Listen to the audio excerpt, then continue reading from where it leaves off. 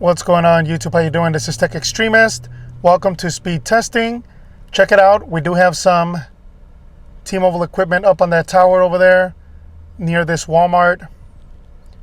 On the right, that N41 panel. If I'm not mistaken, in the middle, it's that massive MIMO mid-range panel. And then, of course, the big N71 antenna on the left. If I am mistaken on that, please correct me in the comment section. I am totally cool with being wrong with stuff like that. And of course, we have the Walmart here. Now let's go ahead and see how those panels perform. Somewhere back there, there's everybody's here. There's a keep site for Sprint as well. I might go ahead and try to get a shot of that so I can put it in the video. But anyway, check this out. We have Verizon. Let's go ahead and take a look at them first. I have been searching for C-band everywhere and I have not been able to find it, which is quite a bummer. All right, but check out that good performance. They're from Verizon. Can't knock them for this. Not bad at all. 226 down, 23 millisecond ping, 2 millisecond jitter. I have not found it, but that doesn't mean it's not out there. Some of the sites could be hidden. I just have, missed them. Traffic, I'm paying attention. So, it's very likely that I've just missed a few, but 226 down, 42.8 up, 23 millisecond ping, 2 millisecond jitter. Now let's go ahead and see what they got.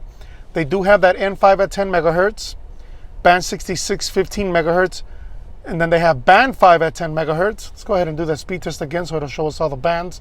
You do have to have a load running in order for the apps, including the Samsung service mode, to show you all of the bands. All right, as you can see there, they disappeared as soon as I put a load on it.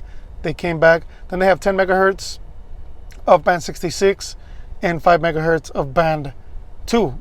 A pretty good setup there from Verizon, and it's paying dividends there with that very nice performance. Now let's go ahead and take a look. Let's go ahead and close this out because it's already acting funky. I can see it's not settling on a server. That is, of course, T-Mobile. Check that performance out. Band 66, 20 megahertz, N41 at 100 megahertz, and band 2 at 15 megahertz. Not bad at all.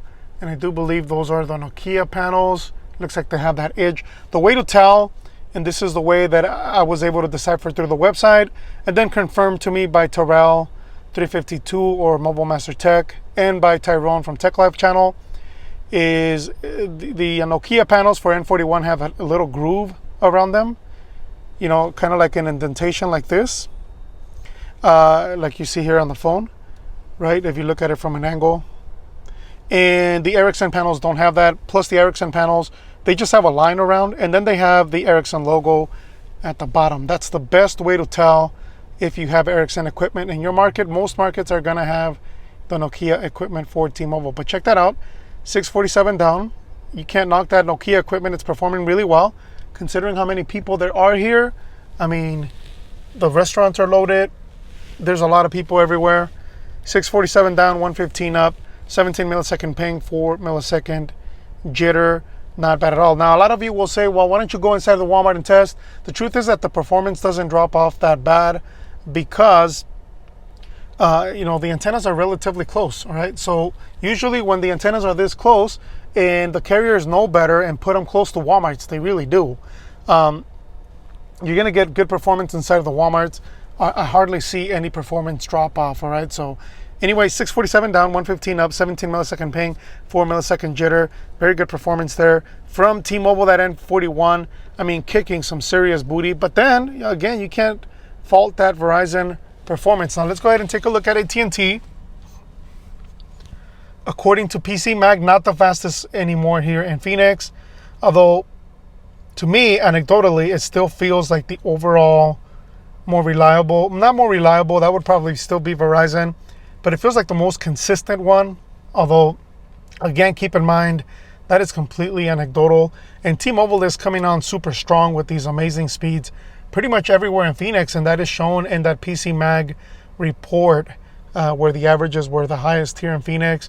And my anecdotal testing shows that, all right? It really does. So 227 down, 23.1 up, 25 millisecond ping, 6 millisecond jitter. Now, I'm pretty sure you guys want to see what they are running here. band 12, 10 megahertz. Then they have band 66, and 2 at 20 megahertz. Band 66, 10 megahertz. Band 30, 10 megahertz. Band 66, 10 megahertz. Quite a setup there from AT&T. And again, I mean, it is performing really well.